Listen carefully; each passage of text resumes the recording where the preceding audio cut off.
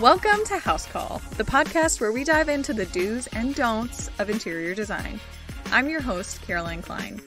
I'm an interior designer, vintage obsessed, and I want you to love coming home as much as I do. I'm here to give you practical tips and a roadmap to creating a home you never want to leave. Think of this as a coffee date with your interior design bestie. Let's get into it.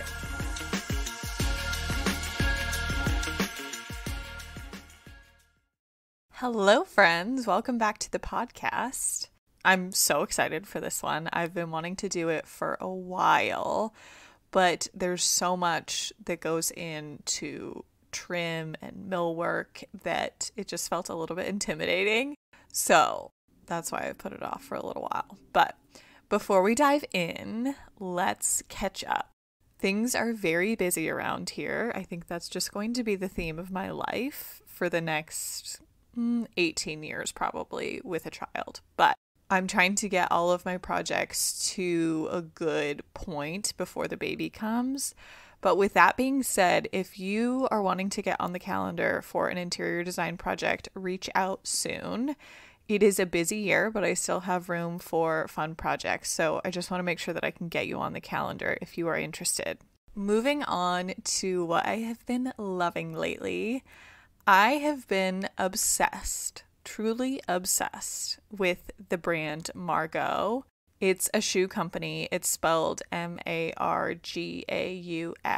and it's started by these two young, cute women, and they make the most beautiful shoes. They're made in Spain, and the quality is just impeccable. They all have like really classic silhouettes, and they just pay attention to like every single little detail with the shoe design.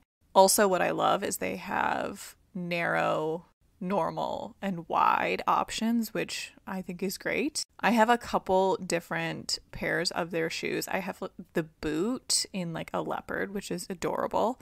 And then I have their wrap sandal in like a python. And then I just ordered a pair of like woven flats from them that are so cute. I'm so excited for them to come in the mail. And then I also have my eye on a few more pairs, but I love them. They're the perfect shoes. They last forever. They're super classic, and so they go with like so many different things. You guys have to check them out. Their website is Margaux, MargauxNY.com. Let me know what you think, and I hope you guys are obsessed with them as I am. Okay, moving on from shoes. Today we are going to be talking about trim and molding and millwork. Trim and millwork have the ability to make such a huge impact in your space.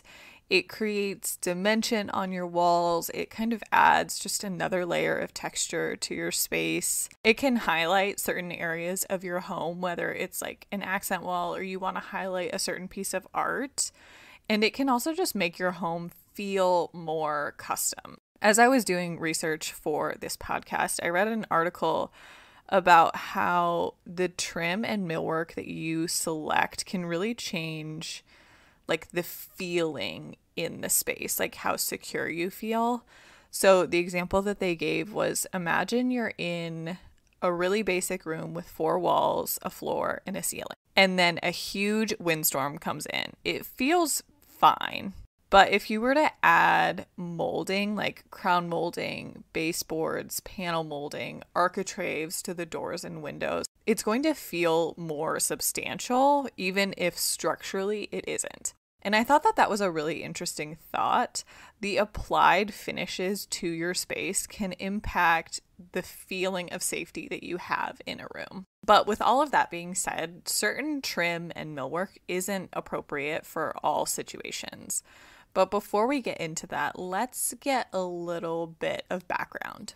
So I want to go over the basic types of millwork and trim. Crown molding, in case you don't know, is the trim that goes at the very top of your wall and ceiling. It can be anywhere from like 4 inches all the way up to a super thick, like 12-inch crown molding, although that is far less common. Crown molding can have a ton of different profiles, everything from super ornate with lots of pretty carvings to just a really simple swoop. Picture rail is a type of trim that's hung below the crown molding, anywhere from like a couple inches below the crown molding up to like 18 inches below the crown molding. And it is intended to have pictures hang from it, hence the name. There's a groove in the top of it so that a special picture rail hook can hook in there and fit with a chain and a picture attached to it. Picture rails are great for homes with plaster walls that are more difficult to hang nails in, and I am speaking from experience here. The last house that we owned had plaster walls and picture rails, and nails did not want to go into those plaster walls, let me tell you. Panel molding is a type of molding that is linear with mitered corners, and it's laid in kind of a frame shape on the walls to give the appearance of paneled walls. This is super popular nowadays. Panel molding is really having a moment. So if you go on like Instagram or TikTok, you will probably see panel molding. Casing is the type of trim that goes around your windows and doors. And this can vary greatly in terms of width and profile, with everything from something really simple to something more ornate with carvings on it. An architrave is the strip on top of a door or window. In classic architecture, it's the lintel, or aka the beam, that sits on top of columns.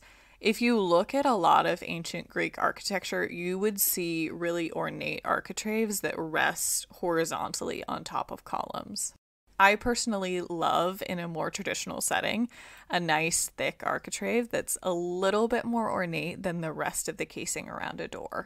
A chair rail is the piece of trim that goes all the way around a room horizontally, and it's about chair height, which is where it gets its name, so that when you pull back a chair, it doesn't knock into the wall and damage it. Wainscoting is wooden paneling around the lower part of a wall. It's usually anywhere from 30 inches to 55 inches high, and that height kind of depends on the height of your ceilings and how big your room is. Wainscoting can be in lots of different styles, so because it's the lower part of the wall, it could be anything from board and batten to beadboard to a flat panel. And it's usually seen in more formal areas like a dining room or a living room. Okay, so that kind of goes over some of the basic types of millwork that you would hear about. And now let's move into the different profiles and proportions. Millwork is all about proportions. In our art history classes and our architectural history classes in design school, we learned a lot about Greek and Roman architecture, and those are the basis for the proportions and some of the most popular styles of trim and millwork nowadays. Doric proportions are more masculine, they're less ornate, and they have wider proportions. Corinthian style is more feminine with more delicate details, and it's more ornate. And then Ionic style is a combination of the two. And I'm explaining all of this because different profiles are appropriate for different situations. I am all about your home is your home. You own it and you live there, and so you are the final decision maker and you should be happy in your home. However, I do think you should try to respect the history of your home, particularly if it's an older historic home. It does kind of break my heart to see a really beautiful historic home whose whole identity is just kind of slowly chipped away, because those details can't be reproduced nowadays. So it's my feeling that you have a certain amount of flexibility in what trim and millwork you choose for your home, but just keep in mind the house's identity too. For example, you don't want to have a simple brick ranch that was built in the 1950s or 60s be stuffed with super ornate carved trim. I think it would just feel a little bit odd, and it doesn't quite fit the integrity of the home.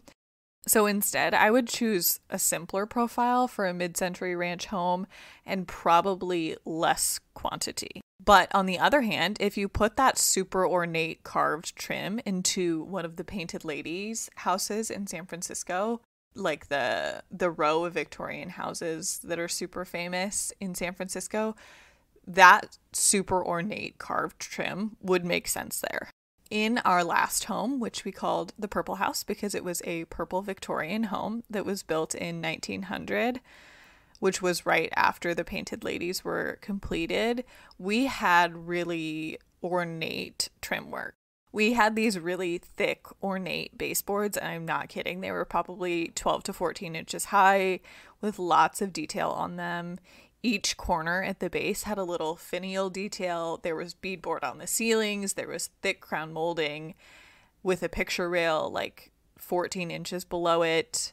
Around each of the doors was probably a 5 to 6 inch casing that was carved. Each corner on the doors and the windows had a medallion. I mean, there was a lot, and it was also pretty ornate. And the trim and millwork in that home would probably be considered more feminine because it had more delicate details, but it was a Victorian home that was built in 1900, so that made sense with the identity of the home. Another example is a craftsman style home. So the trim and millwork in a craftsman style home should be thicker with simpler proportions. It's going to look more geometric as opposed to carved, and it's going to have eased edges, which are corners and edges that are flat and unobtrusive, but not like dangerously sharp or anything. I think of craftsman style trim as being a little bit more sturdy looking and pretty simple and thick. All of this is to say that there are very real historical meanings behind different moldings, and they all serve different design purposes. Okay, now let's move on to some more practical advice. When choosing the trim and molding for your home, I advise you consider a few important things: the profile and style that you want, the amount that you want, and the proportions. So first of all, when you're considering the style or profile that you want, take your own design aesthetic into consideration and the style of your home. Like I just mentioned, different styles have different architecturally appropriate trim. If you're not sure, feel free to reach out and I can give you some advice, or head on over to Google and take a peek at photos of historic homes that are still in good condition, and that'll give you a good idea of what is probably appropriate. Next, you want to decide on the amount. Most houses don't need, and frankly, it would be totally excessive to have every single type of trim and millwork. Like I said before, if you have a more modern home, the less trim you will probably need. But the more historic your home, I would bet the more trim your home can handle. You want to strike a balance between completely overwhelming your home with too much trim, and you also don't want to underdo it, and then your home could end up feeling kind of boring or soulless. Next, you want to consider the right proportions. This is where things become a little bit more of an art form. To have the right balance and proportion of trim in your home, you really need to have a pretty good trained eye. The right proportion of trim in your home is determined by the height of your ceiling, how big the room is, the windows, and if there's any other architectural features that you're wanting to highlight, like a fireplace, for instance. So for example, if you have a 16-foot ceiling, a 4-inch crown molding is going to look, frankly, way too small and a little bit silly. So if you have a 16-foot ceiling, it can handle a nice, thick crown molding with a picture rail beneath it, probably. And in terms of panel molding, which is the type of molding that looks like a picture frame on your wall, you want to be especially careful with proportion, since that is a decision that will be front and center when you look at the wall. With any sort of panel molding or wainscoting, you want to be sure that the height and width of your panels is appropriate. If it's too small, it's going to look kind of off and like you're not filling the wall space enough. But on the flip side, if your panel molding is too big, it's going to look crammed. So you want to have the right balance of positive and negative space. This is why it is so important to plan. Start by researching and looking at tons of different pictures of different types of moldings. Pay close attention to the proportions that are used. I would recommend at least sketching out your ideas on graph paper or hire a professional to help you plan it out. All right, I hope I didn't completely overwhelm you talking about trim and molding and millwork. There's so much history and, frankly, math that goes into choosing the right millwork and trim for your home. But I hope that this provided a little bit of insight and maybe gave you a good starting point. As always, feel free to shoot me an email if you have any questions about today's podcast. I would love to hear from you. Otherwise, I will talk to you guys next week. Bye.